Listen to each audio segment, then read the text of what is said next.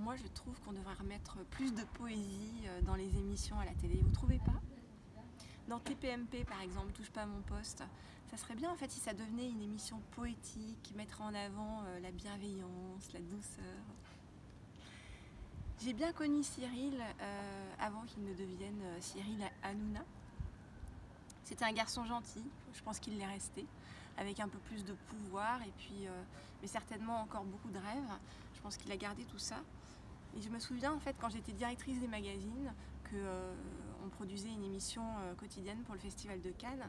Un jour comme ça, j'étais enceinte jusqu'au cou et en fait j'étais un peu dépassée par tant de superficialité à ce moment-là. Et puis je me suis mise à pleurer.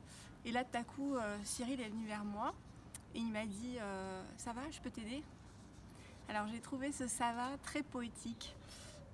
C'est pour ça qu'en fait aujourd'hui je lui envoie quelques mots de poésie à mon tour.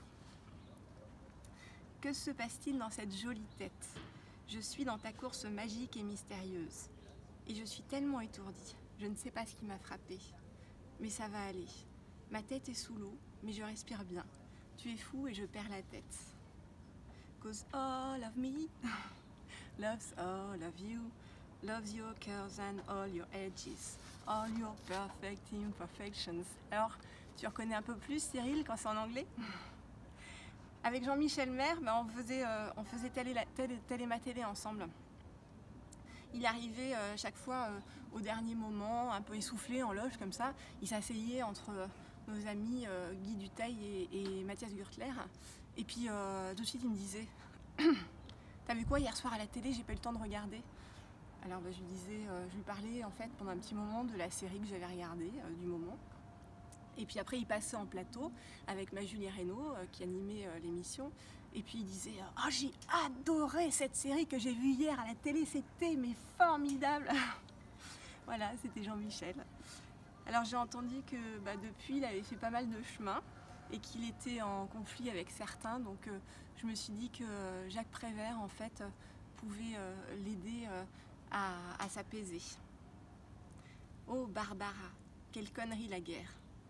Qu'es-tu devenue maintenant, sous cette pluie de fer, de feu, d'acier, de sang? Oui, il y avait aussi François Villot, c'était le seul finalement, enfin le seul, en tout cas le plus bosseur de la bande. Lui, son truc, c'était les jeux télé. Alors jouons avec André Breton.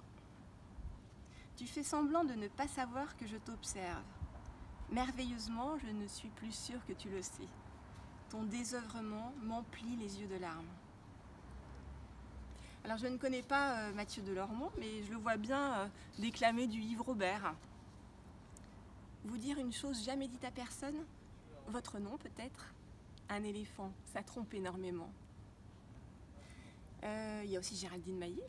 Géraldine Maillet, en fait, c'est la compagne d'un ami de mon ex-mari.